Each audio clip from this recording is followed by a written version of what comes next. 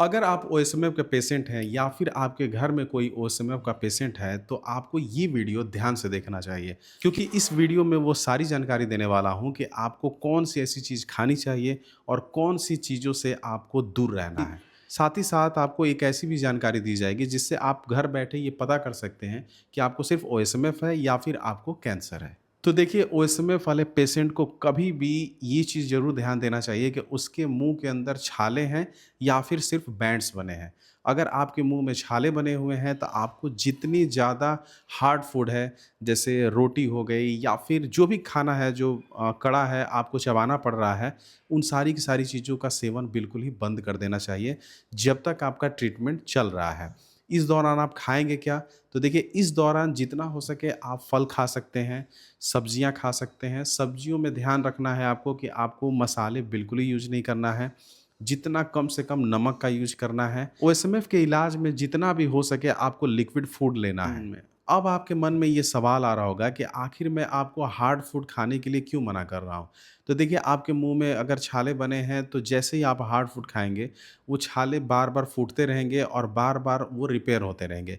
यानी कि आप मेडिसिन खा रहे हो, आप इलाज करा रहे हो और वो एक तरफ से ठीक हो रहा है और जैसे आपने हार्ड फूड खाया, वो फिर जो है वहाँ पे दोबारा आ जाता है। तो इसीलिए आपको जो है हार्ड फूड अवॉइड करना है इलाज के दौरान में। दूसरी चीज़ है कि आपको ज़्यादा से ज़्यादा जैसे पालक हो गया, इन सब चीज़ों का सेवन करना चाहिए।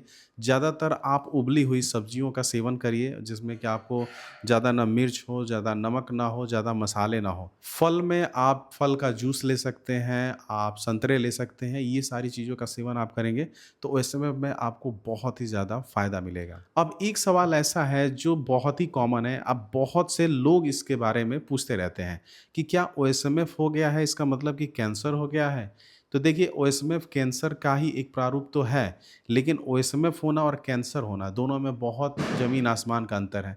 तो देखिए सबसे पहली चीज़ है कि अगर आपको ये जानना है कि क्या आपको कैंसर हो रहा है या बॉडी में कुछ ऐसी चीज़ें गलत हो रही हैं, तो उसका सिंपल सा तरीका ये है कि आपको ये ध्यान देना है कि क्या 1 आध महीने के अंदर में आपका वज़न अचानक से तेज़ी से गिर रहा है? या फिर आपके मुँह में कोई ऐसा छाला है जो कि बहुत लंबे समय से है, ना वो घट रहा है, ना बढ़ रहा है, वहीं पे स्थिर है। तो देखिए ये सारे सिम्पटम्स अगर आपकी बॉडी में हो रहे हैं, तब तो आपको थोड़ा-सा सतर्क होने की ज़रूरत है और अगर ये सारे सिम्पटम्स आपको नहीं आ रहे हैं, तो आपको घबराने की बिल्कुल ही ज़रूरत नहीं है। अब देखिए सबसे बड़ी चीज़ क्या होती है कि जब भी आपको एसएमएफ होता है तो ज़्यादातर लोग उसको बायोप्सी कराने के चक्कर में पड़ जाते हैं, जो कि बिल्कुल ही सही नहीं है। बायोप्सी कराने से एक तरह से जो चीज़ें दबी हुई हैं या जो चीज़ें अभी आगे नहीं आई हैं, उस चीज़ को आप एक तरह से ट्रिगर कर देंगे। बायोप्सी में आपके छोटे से टुकड़े को कट किया जाता है और वो टुकड़ा कट करना जो है, कभी-कभी बहुत ही घातक हो जाता है। तो आप इस चीज़ का बिल्कुल ध्यान रखिए कि जब भी आप बायोप्सी के लिए जाएँ, किसी अच्छे डॉक्टर से अच्छी सलाह ले लें, उसके बाद ही आप जो है बायोप्सी के लिए जाएँ। तो देखिए ओएसएमएफ से जुड़ी अगर आपके भी मन में कुछ सवाल हैं, तो आप हमें कमेंट बॉक्स में लिख सकते हैं। हो सकता है कि हम अगली वीडियो में उन सारे सवालों को लें और उसमें आपके सवालों के जवाब देने का पूरा प्रयास करें।